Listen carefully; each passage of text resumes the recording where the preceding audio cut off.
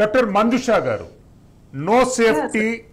No duty అనేటటువంటి slogan పై మీరు ఎట్లా స్పందిస్తారు? సార్ అసలు ఫస్ట్ మేము డ్యూటీ సరిగ్గా చేయాలన్నా ఫస్ట్ మాకు సేఫ్టీ ఇంపార్టెంట్ కదా సార్.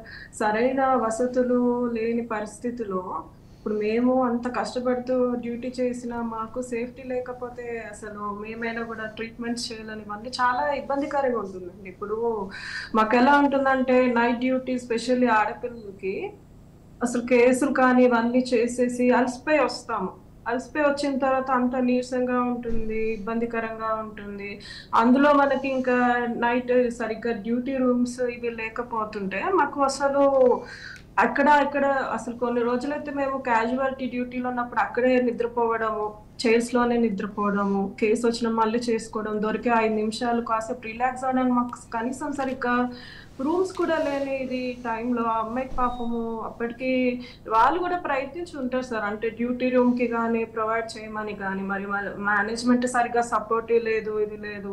ఒక సెమినార్ హాల్ దారుణమైనగా ఆ అమ్మాయి వెళ్ళింది పాపము, అక్కడ హత్య చేయబడింది దారుణంగా. ఇవన్నీ సార్ ఇప్పుడు మాకు సేఫ్టీ లేకపోతే సార్ మాకనే కాదు ఈవెన్ జెంట్స్ కైనా కూడా ఇదంతా ఎప్పుడు ప్రతి కాలేజ్ లో ప్రాబ్లమ్ సార్. సరిగ్గా డ్యూటీ రూమ్ ప్రొవైడ్ చేయకపోవడం కానీ అండ్ ఇంకా ఈ అమ్మాయి కేసే కాకుండా సార్ ఇంకా మిగతా అన్ని కేసెస్ కూడా కానీ ఇంకా జనరల్ డాక్టర్స్ లేడీస్ కి స్పెషల్లీ కన్సిడర్ కూడా చేస్తే అండి ఇదే కాదు నైట్ కూడా సార్ ఇప్పుడు ఎవరెవరినో అలౌ చేస్తుంటారు patient attenders. As a lady doctor గా మాకు చాలా ఇబ్బందిగా ఉంటుంది. అంటే కొంతమంది సెక్యూరిటీ నిద్రపోతుంటారు, ఎవరిని పడితే వాళ్ళని స్పెషల్లీ పేషెంట్ అటెండర్స్ ఈ ఇల్లటరేట్ పీపుల్ కానీ కొంతమంది వచ్చినప్పుడు కానీ వాళ్ళు కొంచెం ఇబ్బందికరంగా మాతో బిహేవ్ చేయడము, సరైన సెక్యూరిటీ గార్డ్ లేకపోవడం, వాళ్ళు ఉన్న సరిగ్గా డ్యూటీ చేయకుండా బయటకు వెళ్ళడం లేక ఇవన్నీ సార్. ఫస్ట్ మాకు సేఫ్టీ ఉంటేనే మేమైనా కూడా సరైన డ్యూటీ చేయగలం.